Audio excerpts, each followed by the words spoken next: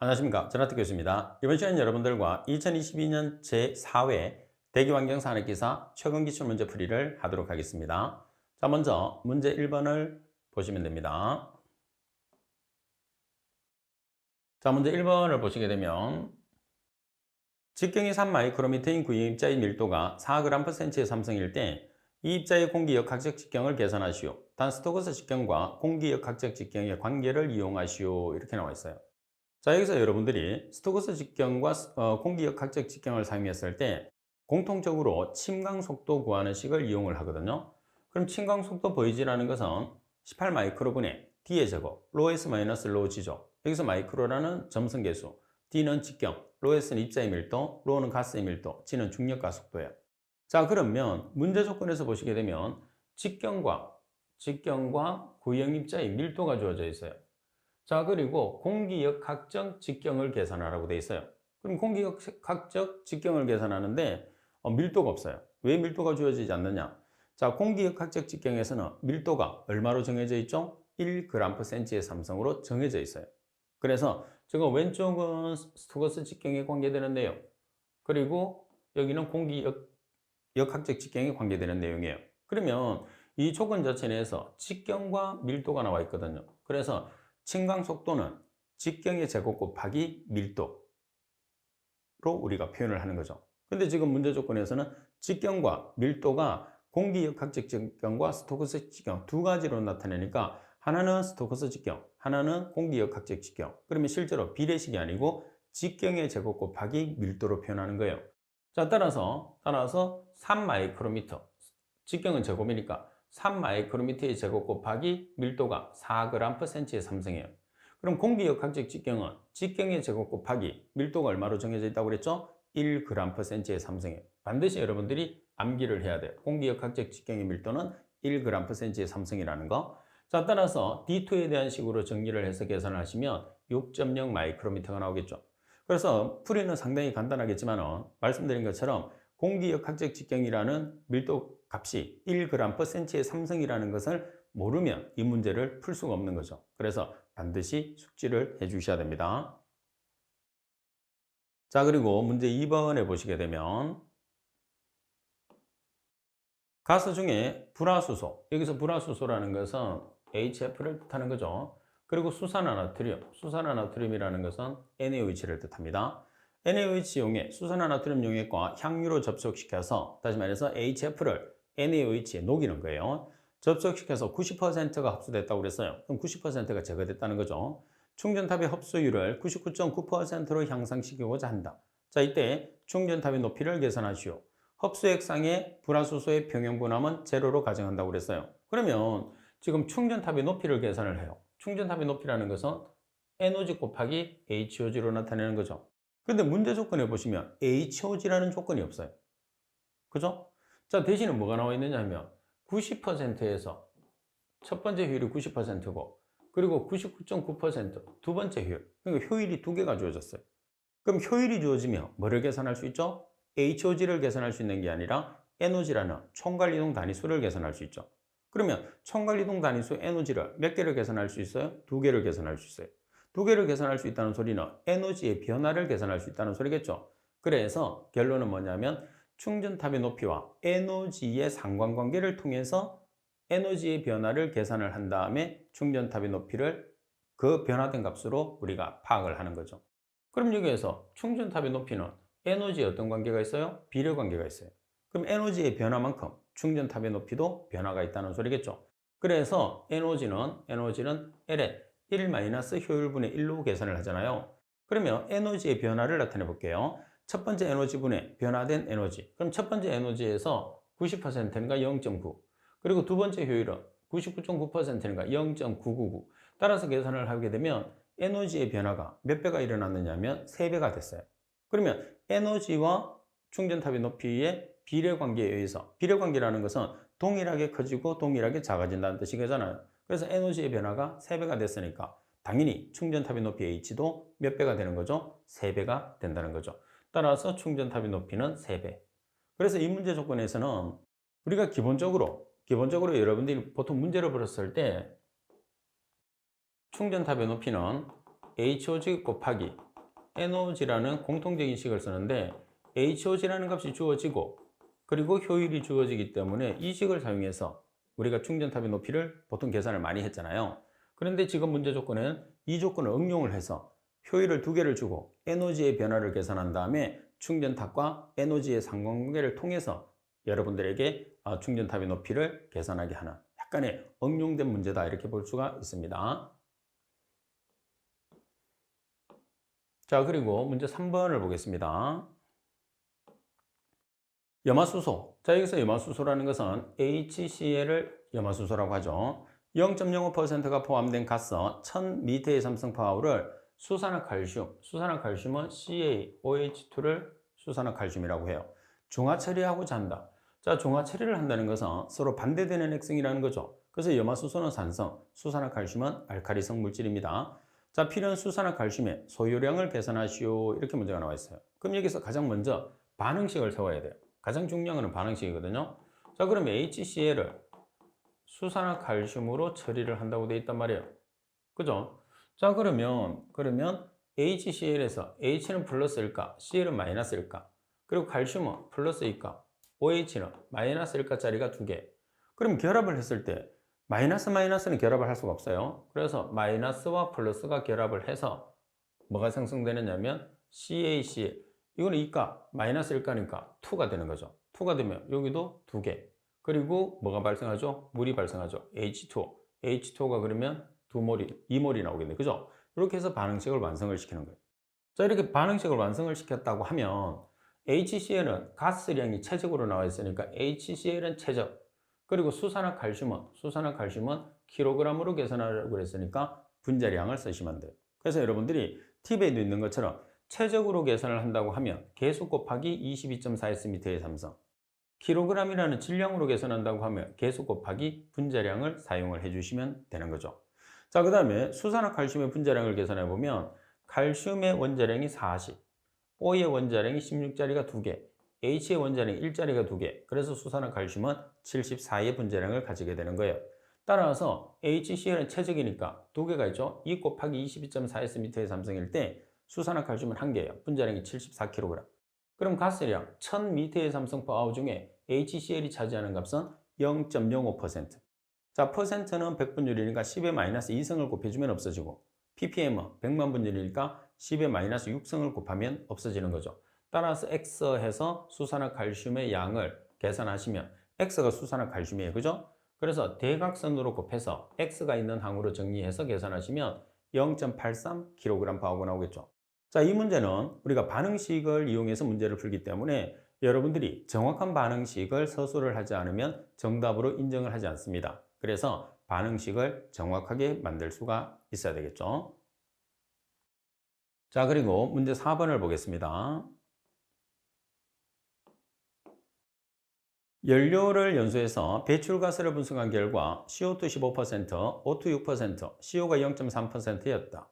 자, 이때 공기비와 CO2 맥스 퍼센트를 계산하시오 돼 있어요. 자, 그러면 여러분들 지금 배출가스 분석치를 이용해서 두 가지를 계산을 하는 거예요. 그죠? 그러면 CO2와 O2와 CO가 나와 있어요. 그럼 뭐를 또 계산할 수 있죠? N2를 계산할 수 있죠. 왜? 전체 100에서 CO2와 O2와 CO를 빼면 N2가 되니까. 따라서 공기비를 구하는 공식은 N2와 CO2와 O2와 CO가 있는 공식. 이렇게 되는 거죠. 그래서 N2% 나누기 N2% 마이너스 3.76 곱하기 O2% 마이너스 0.5 CO%.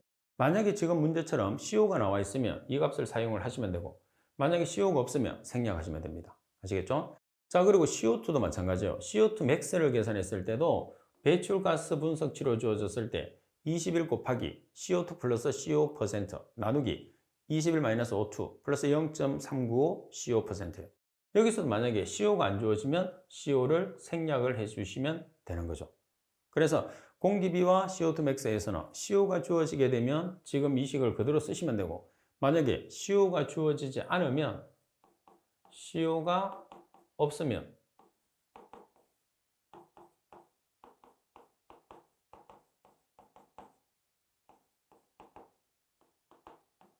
이 식을 쓰면 되겠죠. 자, 여기서도 마찬가지예요. CO가 주어지지 않으면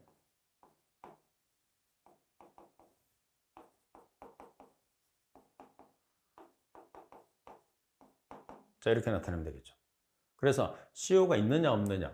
그러니까 이 원식을 기억을 해서 CO가 있는 식으로 기억을 해서 CO가 없으면 생략만 해주면 돼요.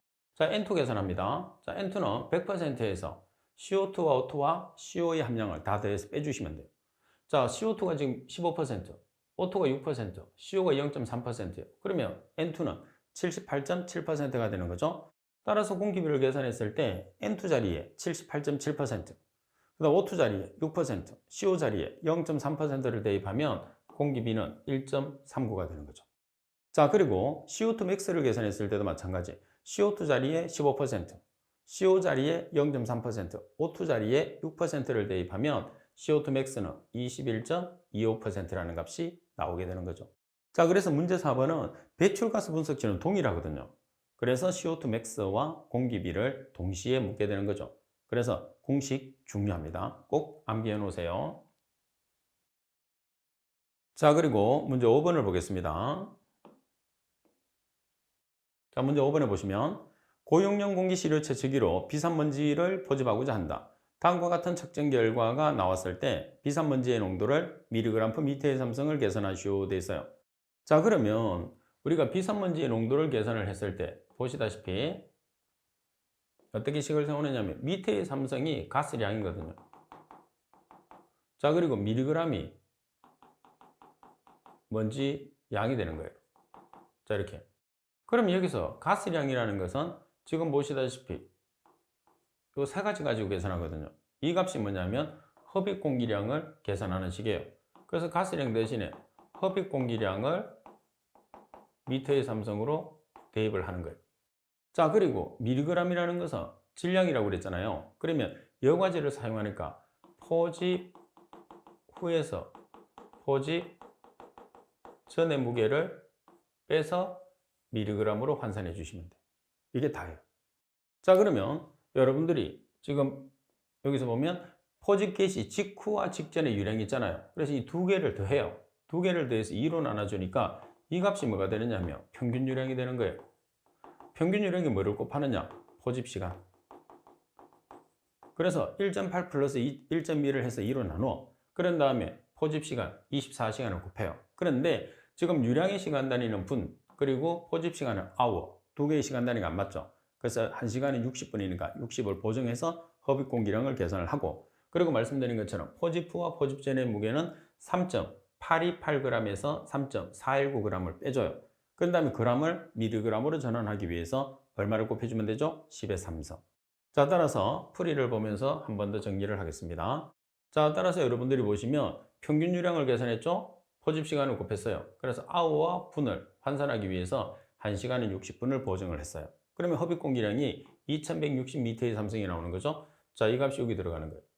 자, 그런 다음에 먼지의 농도는 포집 후의 무게가 3.828, 포집 전의 무게가 3.419g이에요. 자, g을 mg으로 환산하기 위해서 10의 삼성을 곱해줬죠. 그러면은 최종적으로 0.19mg/m의 삼성이라는 값이 나오게 되는 거죠. 그래서 이 문제에서는 흡입 공기량을 무작정 암기를 하는 게 아니라 두 개를 더해서 2로 나눠줬으니까 평균 유량, 여기에 t를 곱했으니까 포집 시간. 그래서 평균 유량 곱하기 포집 시간을 곱하게 되면 흡입 공기량이 된다. 단지 여기서는 평균 유량의 시간 단위와 포집 시간의 시간 단위는 무조건 일치를 시켜야 돼요. 다른 문제에서도 마찬가지겠지만은 그 내용이 가장 핵심 포인트라는 거. 자, 그리고 문제 6번을 보겠습니다. 입구 폭이 12.0cm, 유효 회전수가 4인 사이클론에서, 사이클론이라는 것은 원심력 집전 장치죠. 먼지 밀도가 1.70g/cm의 삼성인 배기가스가 15.0m/s로 유입된다. 배기가스 온도가 350도C 공기로 가동할 때 50% 효율로 제거되는 먼지 입경, 다시 말해서 DP50을 계산하는 문제입니다. 가스의 밀도는 무시하고 공기의 점성 계수는 0.0748kg/m²라고 그랬어요. 그럼 먼저 DP50에 대해서 우리가 한번 살펴봅시다. 자, DP50에 대한 식을 보시게 되면 9마이크로비 나누기 2파이NV 로S-로 루트를 취한 값에 곱하기 10의 6승을 했어요. 그럼 마이크로라는 것은 점성계수, B라는 것은 입구폭, 그리고 파이라는 값은 3.14지만은 계산기에 있으니까 계산기에 있는 파이를 그대로 쓰시면 돼요. N은 회전수, V는 속도, 로S라는 것은 입자의 밀도, 로는 가스의 밀도죠. 자, 그리고 10의 6승을 곱해놓은 이유는 미터를 마이크로미터로 전환하기 위해서예요. 자, 그럼 대입을 해보겠습니다. 자, 지금 마이크로가 점성계수 0.0748kg 미터 아워요. 근데 이 아워를 여러분들이 단위를 보정을 해야 돼요. 자, 뭐를 보고 보정하느냐 하면 지금 보시다시피 속도의 단위와 일치를 시키는 거죠. 지금 점성계수는 아워, 속도는 세크이기 때문에 아워를 세크로 고치기 위해서 1시간은 3600초라는 것을 보정을 해야 됩니다. 꼭. 자, 그리고 B라는 것은 입구 폭이에요. 12.0cm니까 0.12m. 그죠? 나누기 2파이. 그리고 회전수가 4회입니다. 4회. 그리고 속도는 15m/s. 자, 그리고 여러분들 입자의 밀도를 보시게 되면 입자의 밀도가 1.7g/cm의 삼성이에요. 자, 여기서 비중이라는 말이나 또는 g/cm의 삼성으로 단위가 주어져 있으면 kg/m의 삼성으로 전환하기 위해서 얼마를 곱해준다고 그랬죠? 10의 삼성을 곱해준다고 그랬어요. 그러면 1700kg/m의 삼성이 되는 거죠. 자, 그런데 여기서 이 가스의 밀도는 왜 생략하느냐? 가스의 밀도는 무시하라고 되어 있기 때문에 생략하는 거죠. 자, 따라서 10의 6승을 곱하게 되면 마이크로미터가 미터가 마이크로미터로 전환이 되는 거죠. 따라서 최종적으로 계산하게 되면 5.92 마이크로미터예요. 자, 우리가 DP50에 관계되는 식은 여러 가지로 씁니다. 지금처럼 가장 전형적인 문제가 계산하는 문제. 자, 그리고 DP와 속도와 입구 폭의 상관관계를 통해서 계산하는 문제. 그래서 DP50을 우리가 상당히 많이 쓰기 때문에 DP50에 대한 공식을 반드시 숙지하고 각각의 인자에 대해서 정확하게 단위까지 알고 계셔야지 정확한 문제를 풀 수 있어요. 그래서 상당히 중요한 공식이니까 꼭 숙지를 할 수 있도록 하셔야 됩니다. 자, 그리고 문제 7번을 보겠습니다. 자, 문제 7번에 보시면 100필트의 먼지 부하가 420g/제곱미터에 달할 때 자, 먼지를 탈락시키다면 탈락 시간 간격을 계산하시오. 가동 상태는 100필트의 유입가스의 함정 농도는 10g/m의 삼성, 여과 속도는 2cm/s라고 그랬어요. 자, 여기서 여러분들이 조심할 게 있어요. 뭐냐면 CI입니다. CI. 자, CI라는 것은 입구 농도지만 실제로 보면 CI-C0. 다시 말해서 제거된 값을 뜻하는 거예요. 자, 또는 CI 곱하기 제거 효율. 그러니까 CI로 주어지면 CI가 100% 제거됐다는 뜻이에요. 그래서 문제 조건에서 입구 농도와 출구 농도가 나와 있으면 CI 자리에 입구 농도와 출구 농도의 차를 대입하시면 되고, 그리고 제거 효율이 나와 있으면 입구 농도 곱하기 제거 효율을 곱하시면 돼요. 그 이유는 제거된 값을 이야기하기. 제거가 돼야지 우리가 먼지를 탈락을 시킬 거 아니에요. 제거를 시킬 거 아니에요. 그죠? 자, 그리고 LD라는 것은 먼지 부하가 되는 거죠. 그래서 420g/제곱미터가 LD가 되는 거죠. 자, 그리고 CI라는 것은 입구 농도가 되니까 CI가 10g/m의 삼성, VF라는 것은 여과 속도 2cm/s니까 0.02 m/s가 되는 거죠. 자, T라는 것은 탈락 시간. 그래서 이 T라는 탈락 시간은 여과 속도 시간 단위에 따라가는 거예요. 그래서 이 시간과 정답에서 요구하는 시간이 다르면 반드시 여러분들이 단위를 환산을 해 주셔야 됩니다. 자, 따라서 T에 대한 시간으로 정리를 해요. 그러면 문제 조건에서 2100초가 나왔잖아요. 근데 분으로 환산하라고 그랬기 때문에 마지막에 어떻게 하면 되죠? 60초는 1분이 되는 거죠. 그래서 값을 계산을 하시면 얼마가 되느냐면 35분이라는 값이 나오게 되는 거죠. 자, 그래서 이 문제에서는 말씀드린 것처럼 CI의 의미가 상당히 중요해요. 당연히 LD라는 먼지 부하 계산하는 공식이 중요하겠지만 여기서 CI라는 것은 제거된 농도라는 것을 꼭 숙지를 해 주셔야 됩니다. 자, 그리고 문제 8번을 보겠습니다.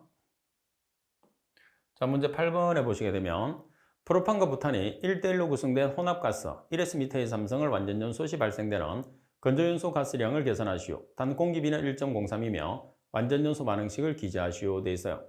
그럼 완전연소 반응식을 먼저 한번 세워보겠습니다.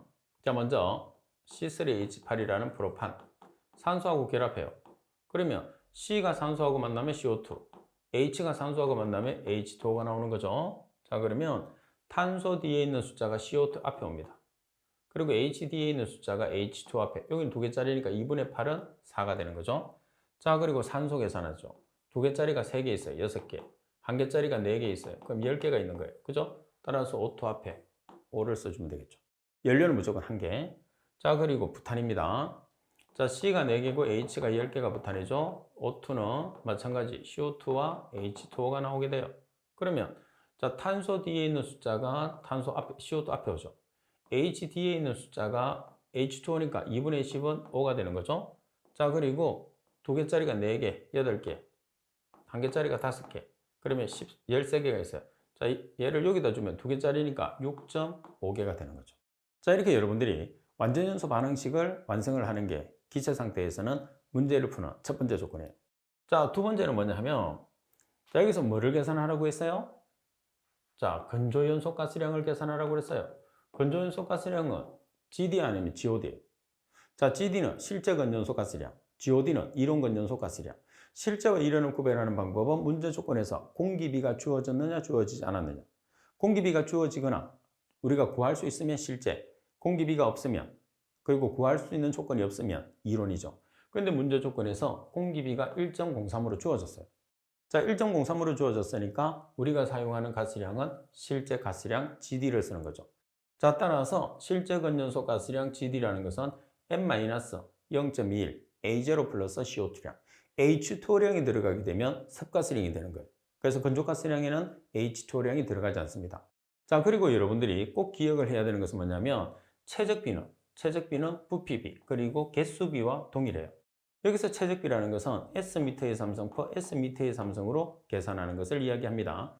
자, 따라서 공기비가 1.03이니까 1.03-0.21.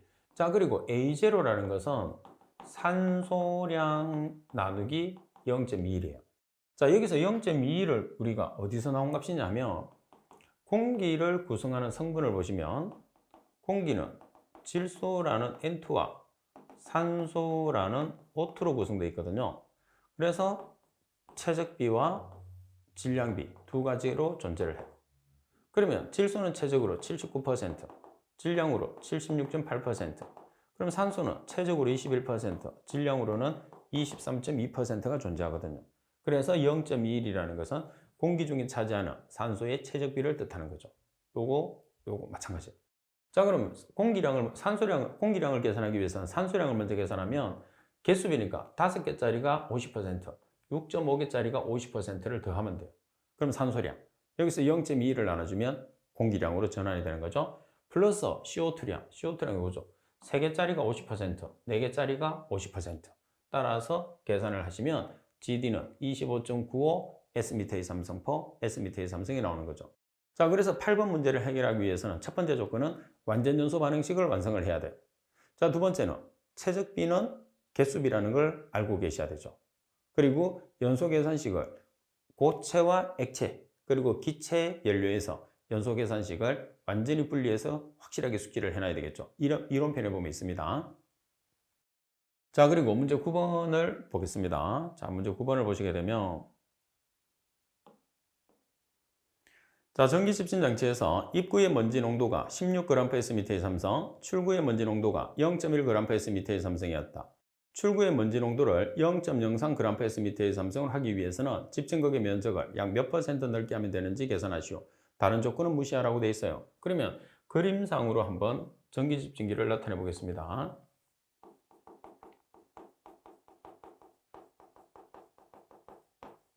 자, 전기 집진 장치가 있어요. 그럼 지금 입구 농도가 16g/s의 삼성이라고 했어요. 그러면 출구 농도를 0.1g/s의 삼성으로 하는 경우와 출구의 농도를 0.03g/s의 삼성으로 하는 경우 두 가지가 있다고 그랬어요. 그죠? 자, 그러면 입구 농도는 동일하지만 얼마만큼 집진을 하느냐에 따라서 출구 농도가 달라지는 거죠. 그래서 출구 농도에 따라서 우리가 효율을 몇 가지로 계산할 수 있죠? 출구 농도가 2개니까 효율을 2가지로 계산할 수 있어요. 그러면 지금처럼 농도가 주어졌을 때 효율은 1- 입구 농도분의 출구 농도 곱하기 100으로 계산할 수 있겠죠. 자, 입구 농도는 공통으로 16g/s의 삼성이에요. 그럼 출구 농도 자리에 하나는 0.1g/s의 삼성, 하나는 0.03g/s의 삼성이 들어가서 우리가 토탈 효율을 계산을 하는 거죠. 그래서 효율을 이렇게 하나를 계산해 줄 수 있고 또 효율을 이렇게 하나를 계산할 수 있는 거죠. 여기서 차이점은 출구 농도의 차이가 있는 거예요. 왜? 출구 농도가 두 가지로 나가고 있잖아요. 그죠? 자, 따라서 하나는 99.375%, 하나는 99.81%예요. 여기에서 면적의 변화를 우리가 나타내는 거거든요. 그러면 여러분들 지금 문제 조건에서 효율을 계산을 하는데 면적이 나와 있어요. 그죠? 다른 조건은 무시하라고 했어요. 그럼 도이치 앤더슨의 식을 쓰는 거거든요. 따라서 도이치 앤더슨의 식을 이용을 해서 이제 문제를 풀기 위해서 자, 지우고 도이치 앤더슨의 식을 한번 설명을 해 드릴게요. 자, 도이치 앤더슨의 식은 면적과 속도와 유량으로 나타내는 식이에요. 그럼 여기서 면적에 대한 식으로 정리하기 위해서 EXP라는 것은 E의 X거든요. 그래서 EX를 제거하기 위해서는 ln이 자연대수예요. 그래서 E의 X와 ln은 역수관계죠. 자, 또는 10의 X가 만약에 나오게 되면 로그를 취해주면 돼요. 이 로그는 상용대수가 되는 거죠. 그래서 참고적으로 알고 계시면 돼요. 그래서 이 식을 정리하겠습니다. 자, 지금 여기서 마이너스가 있으니까 왼쪽으로 옮겨요. 그러면 효율이 오른쪽으로 가겠죠? 자, EXP를 제거를 하게 되면 오른쪽에 ln을 취해 주시면 되죠. 이렇게. 그럼 여기에서 우리가 계산하는 것은 A에 대한 식으로 정리를 해요. 그럼 A는 ln 1- 효율 나누기 E 나누기 Q라는 식이 되겠죠.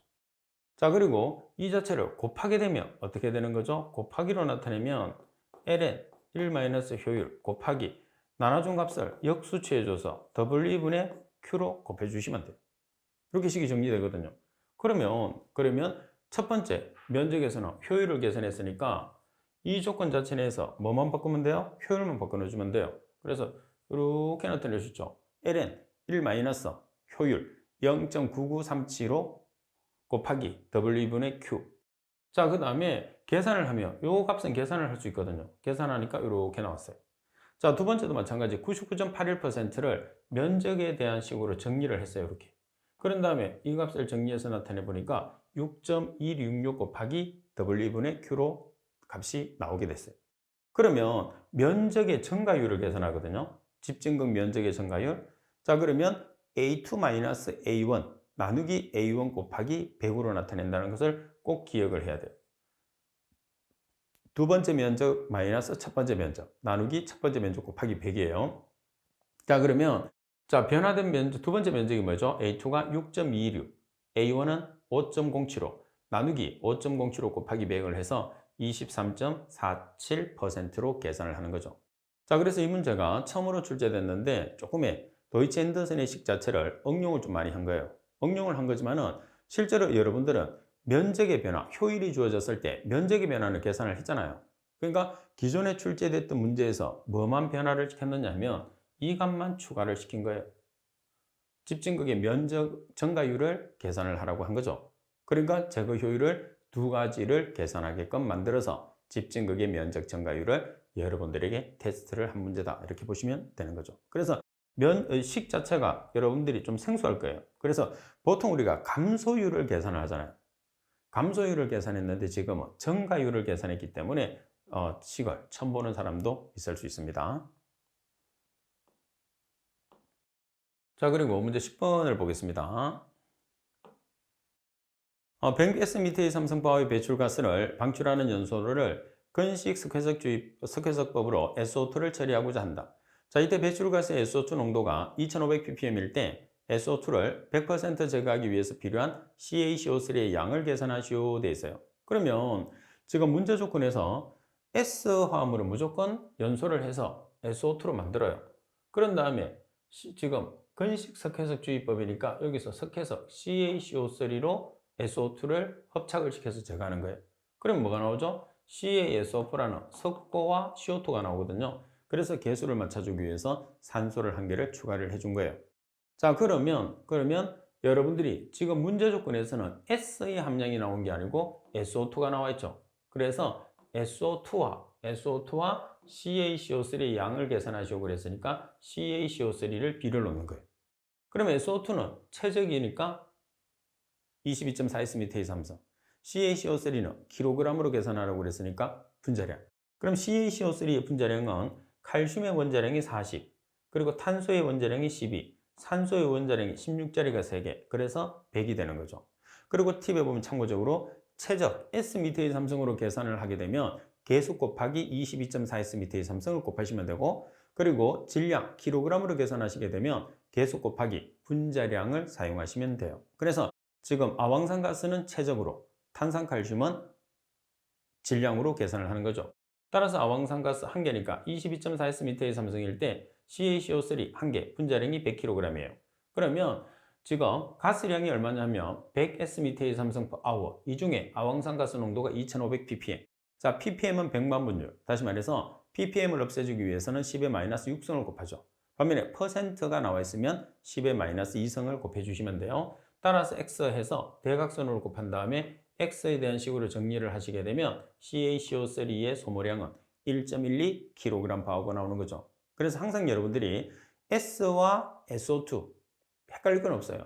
S의 농도가 주어지면 S를 비를 넣는 거고, 지금처럼 SO2의 농도가 주어지면 SO2를 비례식을 넣는다고 생각하시면 되겠죠. 그죠? 그래서 반응식은 똑같죠. 이 식은 근식석 해석주의법이기 때문에 석고를 형성하는 과정이죠. 반면에 섭식법으로 들어가게 되면 석고 대신에, 다시 말해서 CaSO4 대신에 석고 이수역, 물이 2개가 붙은 물질이 나오게 되겠죠. 자, 그리고 11번 문제를 보겠습니다. 자, 11번 문제를 보시게 되면 섭식 전기집진 장치의 장점을 3가지를 써주시오 되어 있어요. 자, 전기집진기는 대용량을 처리하는 근식과 소용량을 처리하는 섭식이 2가지가 한 몸 안에 들어가 있죠. 자, 지금 여기에서는 섭식입니다. 섭식은 물을 이용을 하기 때문에 집진 극면이 항상 어떻게 해요? 청결하죠. 물을 이용해서 물을 계속 뿌려줘서 세정을 시키면서 처리하니까. 자, 그리고 강한 전개를 얻을 수 있어요. 그리고 처리가스의 속도가 근식에 비해서 2배, 그만큼 빠르다는 거죠. 자, 그리고 섭식은 먼지 자체를 녹이는 거잖아요. 그래서 먼지의 재비산이 방지되죠. 먼지의 재비산이나 역전리 현상 같은 경우에서는 섭식에서 발생하는 게 아니고 근식에서 발생되는 가장 대표적인 현상들이 되는 거죠. 따라서 섭식 전기집진 장치의 장점을 4가지로 표현을 할 수 있고, 자, 이 중에서 3가지를 적으시오 이렇게 문제가 나와 있기 때문에 여러분들은 정답란에 서술을 했을 때 3가지만 서술을 해주시면 됩니다. 자, 그리고 12번 문제를 보겠습니다. 옥시단트의 종류를 5가지를 써시오 되어 있어요. 자, 여기서 옥시단트가 뭘까요? 옥시단트? 자, 옥시단트는 2차성 물질이에요. 2차성 물질이면서 강산화제예요. 자, 그럼 어떻게 발생되죠? 자동차에서 배출되는 질소산화물 NO, NO2. 자, 그리고 자동차에서 배출되는 올리핀계 탄화수소. 얘들이 한낮에 자외선과 반응을 해요. 자, 그러면 무슨 반응을 하죠? 광화학 반응. 통해서 생성되는 물질이 2차성 물질. 이 2차성 물질이 강산화제가 되는 거죠.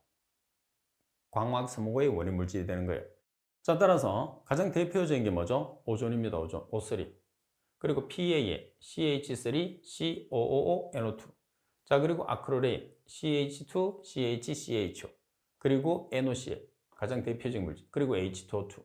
그래서 보통 5가지 정도는 학생들이 잘 알고 있거든요. 지금 여러분들이 7가지 계속 이렇게 한 7가지를 적으라고 하면 여기에서 PAN하고 같이 2차성 물질로 생기는 PPN 그리고 PBGN을 서술해 주시면 돼요.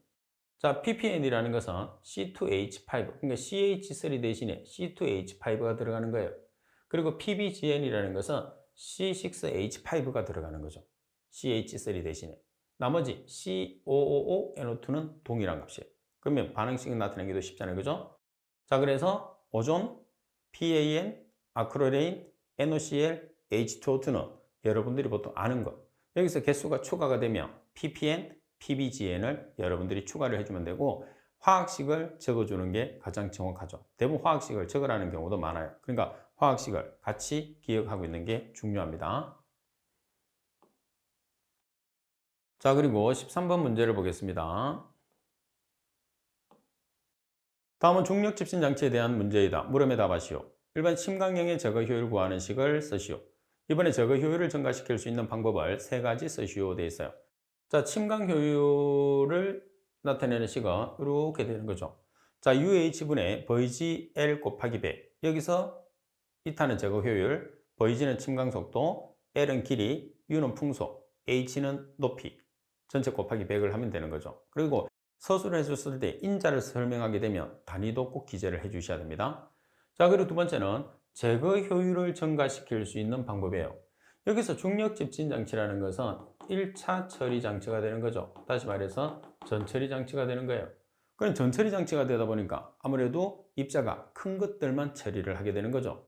그러면 중력 집진 장치 내에서 처리 효율을 높일 수 있는 방법은 뭐냐면 장치 내에서 체류할 수 있는 시간을 좀 길게 해주면 좋겠죠. 그래서 처리 가스의 속도를 작게 합니다. 어디에서? 집진 장치 안에서. 집진 장치가 침강실이니까 침강실 내에 처리 가스 속도를 작게 해주면 아무래도 처리 효율이 높아집니다. 자, 그리고 침강실의 높이를 낮게를 해야 돼요. 침강실의 높이를 낮게. 그리고 침강실의 길이를 길게. 높이는 낮게, 길이는 길게. 왜 그러냐면 높이가 너무 높으면 입자가 자유롭게 이동하거든요. 그래서 자기들끼리 충돌이 안 일어나기 때문에 입자가 커지지를 않아요. 대신에 높이가 낮게 되면 입자끼리 충돌이 많이 일어나거든요. 충돌이 해서 자기들이 뭉쳐요. 그래서 처리가 되고.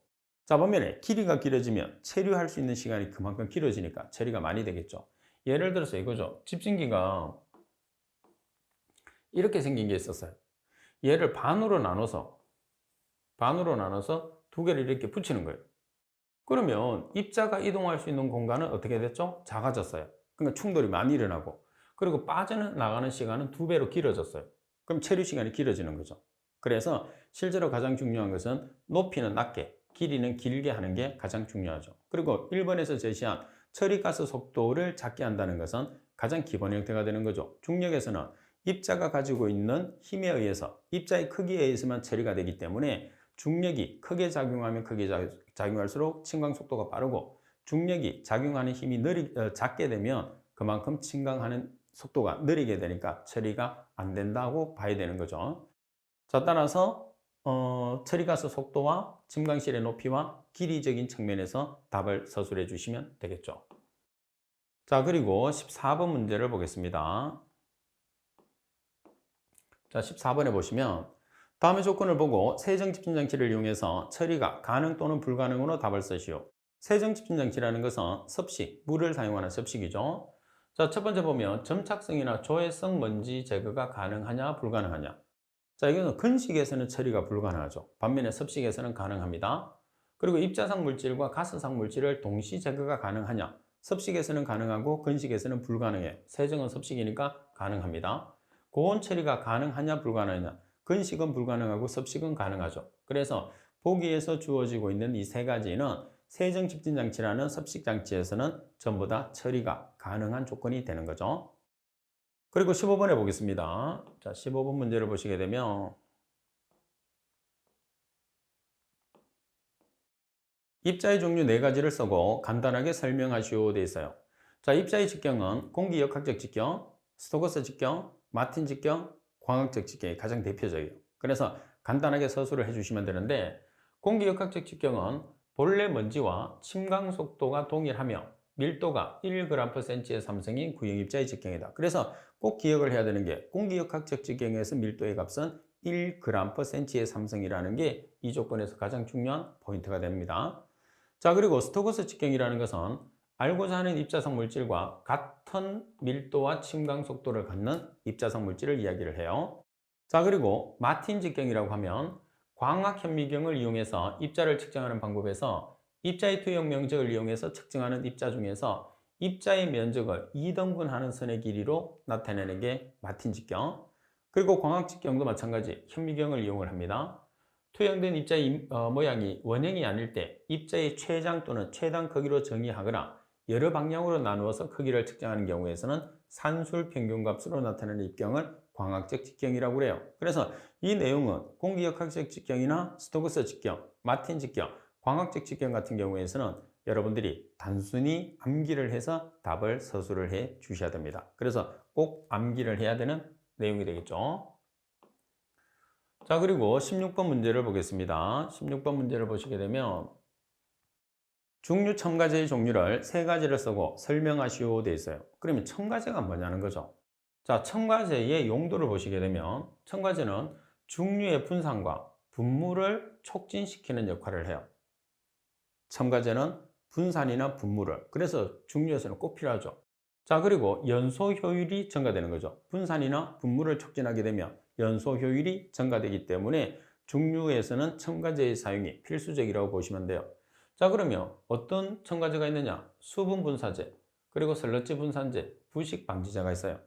자, 먼저 수분 분산제는 표면 활성제가 수분 분산제에 해당을 합니다. 수분을 분산시켜 연료 계통의 부식을 방지하고 연료의 무화를 촉진시키기 위해서 사용한다. 여기서 무화라는 것은 여러분 안개 있죠, 안개. 안개가 공중에 떠 있잖아요. 어떻게 해서 떠 있었죠? 입자가 작으니까. 그만큼 아주 작은 안개처럼 아주 작은 입자로 만드는 것을 우리가 무화를 시킨다고 해요. 자, 그래서 입자가 작아야지만이 연소가 잘 되겠죠? 그리고 슬러지 분산제는 표면 활성제, 그리고 메틸 나프탈린 등이 해당하는데 슬러지를 분산시켜 수송관이나 노즐 등의 폐색, 막는 것을 방지하는 거죠. 막히는 것을. 그리고 부식 방지제는 Al2O3, MgO 등과 이제 Al2O3나 MgO가 해당하는 거죠. 바나듐이나 칼슘 등의 회분의 녹는 점을 높여서 회분에 의한 부식을 방지하기 위해서 사용되는 게 부식 방지제죠. 그래서 수분 분산제, 슬러지 분산제, 부식 방지제에 우리가 예를 하나를 들어주고 간단하게 정의를 설명을 해주시면 됩니다. 자, 그리고 17번 문제를 보시게 되면 복사성 역전과 침관성 역전의 원인과 대표적인 역사적 대교염 사건 한 가지를 쓰시오 되어 있어요. 그럼 먼저 이 내용을 보기 전에 역전의 종류를 한번 보겠습니다. 자, 역전의 종류는 가장 대표적으로 지표에서 일어나는 접지 역전 또는 지표 역전, 공중에서 일어나는 공중 역전으로 나타낼 수 있어요. 그래서 접지 역전의 가장 대표적인 게 복사성 역전, 그리고 이류성 역전, 공중 역전의 가장 대표적인 게 침광성, 전선성, 해풍 역전이 있거든요. 그래서 시험상에서는 지표 역전과 공중 역전의 대표적인 예를 두 가지씩 들고 각각을 설명하시오 이렇게 문제가 나올 수도 있어요. 그래서 여러분들이 복사성 역전이나 이류성 역전이나 침광선, 전선선, 해풍 역전에 해당하는 우리가 정의 정도는 반드시 숙지를 하고 이 문제를 풀어보셔야 됩니다. 자, 17번을 계속해서 보시게 되면 자, 먼저 복사성 역전입니다. 복사성 역전이라는 것은 태양의 복사열에 의해서 발생되는 역전이 되고 가장 대표적인 것은 런던 사건이죠. 자, 하늘이 맑고 바람이 적을 때 지표면 근처의 공기가 낮은 온도로 냉각되면서 발생하는 역전이에요. 그럼 주로 언제 발생하느냐면 겨울에 발생하죠. 겨울철 맑은 날 아침에 주로 발생을 하고 장기간을 통해서 발생하는 게 아니고 단기간 오염물질의 축적으로 일어나는 가장 대표적인 역전이에요. 그래서 그 사례는 런던 서머그 사건이 있습니다. 반면에 침광성 역전 같은 경우에서는 우리가 공중에서 일어나는 가장 대표적인 역전이죠. 그래서 고기압 중심부에서 발생을 합니다. 고기압 중심 부분에서 기층이 서서히 침강하면서 기온이 단열 변화로 성온되어서 발생되는 역전으로 주로 대도시에서 발생되고 장기간 오염물질의 축적으로 생기는 거죠. 그래서 복사성은 단기간, 그리고 침강성은 장기간, 서로의 반대를 나타내고 그리고 침강성 역전으로 발생되는 가장 대표적인 역전이 LA 서모그 사건이 되는 거죠. 그래서 런던과 LA도 서로 반대잖아요. 런던은 1차성 서모그의 대표 사건, LA는 2차성 서모그의 대표 사건.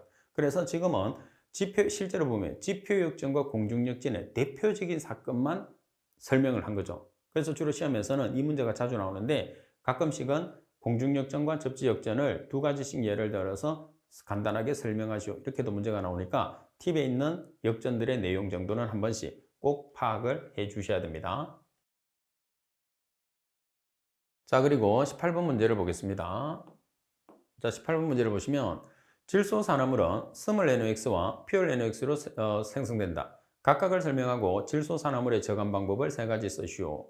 자, 우리가 스몰 NOx라는 것은 온도적인 측면의 NOx, 그리고 퓨얼 NOx라는 것은 연료적인 측면에서 NOx, 온도적인 측면의 NOx라는 것은 연소용 공기를 우리가 사용하잖아요. 그럼 연소용 공기 중에 있는 질소가 산소와 결합을 해서 발생되는 질소산화물이에요. 반면에 연료적인 측면의 NOx는 연료 중에 질소 성분이 포함되어 있는 경우에 발생되는 질소산화물을 이야기하는 거죠. 그래서 대기 중에 발생되는 대부분의 질소산화물은 퓨얼 NOx가 아니고 스몰 NOx가 되겠죠. 자, 먼저 스몰 NOx를 보면 자, 고온에서 공기 중의 질소와 산소가 반응을 해서 생기는 질소산화물을 뜻하는 거예요. 자, 고온에서 완전 연소를 시켜야 되니까 고온에서 공기 중의 질소와 산소가 반응해서 생성되는 질소산화물은 스몰 NOx가 되는 거고, 자, 반면에 퓨얼 NOx라는 것은 연소 시 연료 중에 포함되어 있는 질소 성분으로부터 발생되는 것은 퓨얼 NOx. 그래서 말씀드린 것처럼 주로 스몰 NOx와 그리고 퓨얼 NOx 중에서는 스몰 NOx의 양이 절대적으로 높다 이렇게 보시면 돼요. 자, 그리고 두 번째는 질소산화물의 저감 방법입니다. 자, 저감 방법은 질소산화물이 어떤 조건에서 발생을 하느냐는 거죠. 자, 발생 조건은 완전 연소 시에요. 자, 완전 연소가 되려고 하면 고온 연소, 그리고 과잉 공기량 연소. 그럼 이 두 가지 반대되는 측면에서 억제를 시켜주면 되겠죠. 또는 방지 방법. 자, 온도적인 측면에서 저온도 연소, 그리고 2단 연소, 그리고 배기가스 재순환. 이 세 가지는 온도에 관계, 저온도에 관계되는 내용이에요. 자, 그 다음에 저과잉 공기량 연소.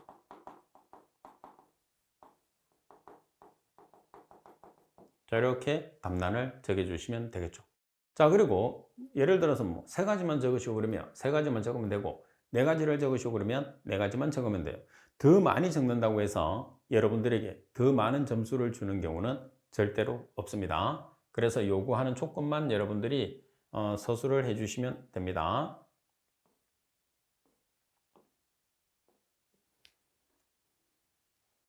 자, 지금 여러분들이 보고 있는 문제는 여러분들 선배들이 시험을 친 다음에 문제를 복원해서 제게 보내준 문제를 제가 재편성을 해서 강의를 하는 문제가 됩니다. 따라서 여러분들도 시험을 치게 되면 문제를 복원할 수 있을 거예요. 그래서 복원을 하신 다음에 제게 보내주시면 여러분들 후배들을 가르치는데 아주 많은 도움이 돼요. 그래서 여러분들이 시험을 치고 와서 어차피 집에 오시면 어떤 문제가 나왔는지 책을 보면서 여러분들이 쭉 보실 거란 말이에요. 그죠? 그래서 문제를 뭐 아는 대로 복원을 해주시면 돼요.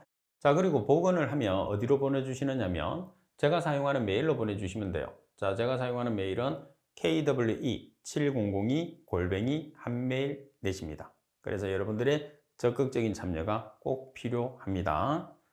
자, 이번 시간 수업은 이것으로 마치도록 하겠습니다. 수고하셨습니다.